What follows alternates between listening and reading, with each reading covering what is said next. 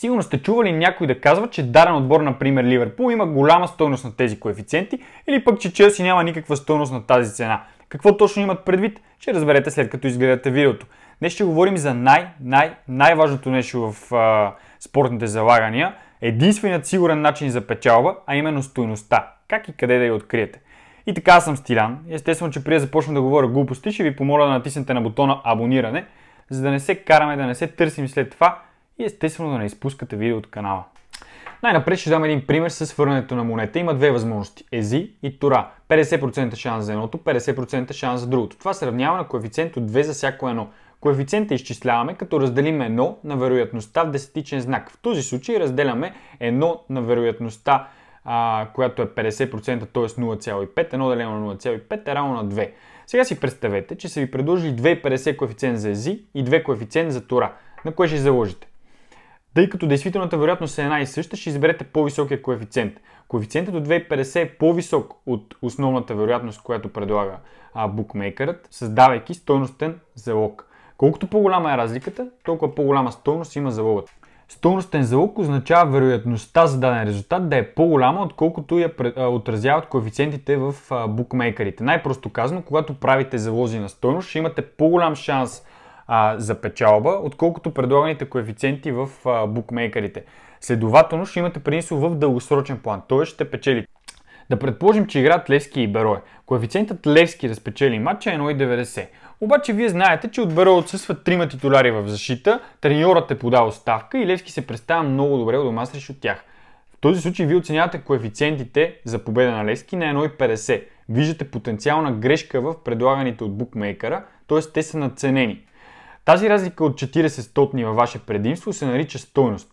Ако в дългосрочен план всеки един ваш залог има подобна стойност, аз ви гарантирам, че ще печелите. Ето, например, нашите платени прогнози в сайта. На някои от тях даваме кратка и основна причина защо според нас залогът е стойностен. Както се вижда, много от тях губят, но статистиката показва, че всеки месец има печалба, което означава, че цял месец стойности и залози дава положителен резултат.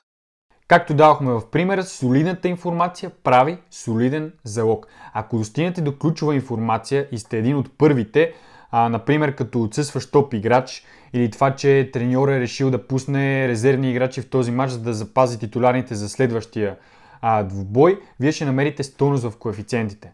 Друг съвет, който мога да ви дам е да си направите регистрация в някакъв букмейкър, за да играете винаги най-високите коефициенти за даден пазар.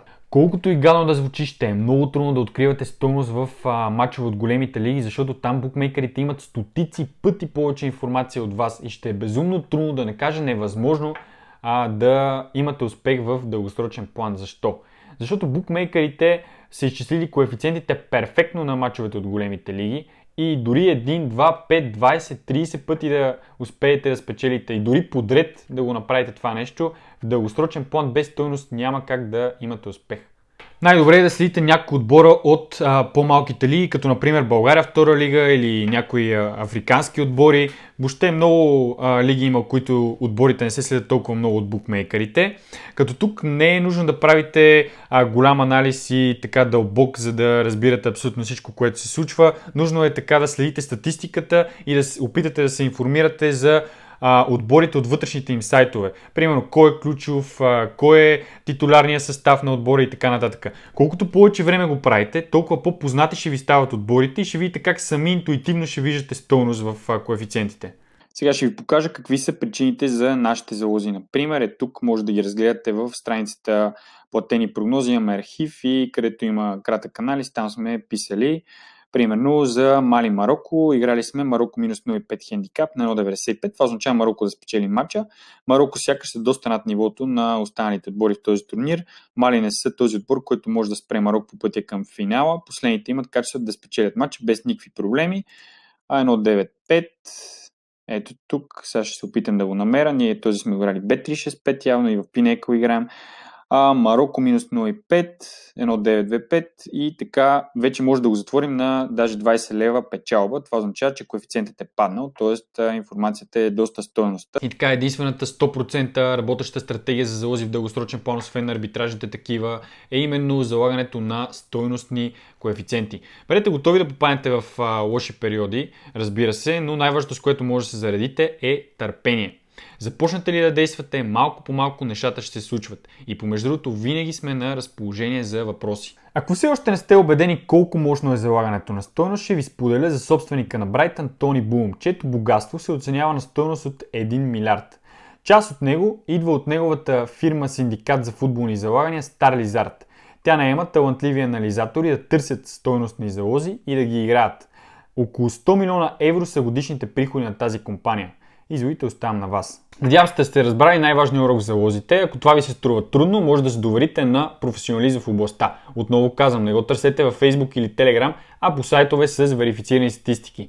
Който има интерес към нашите услуги, може да разгледа сайта ни. Ще оставя линк в описанието на видеото. В следващото такова ще говорим за това с каква банка е добре да играете. Това е втория най-важен урок.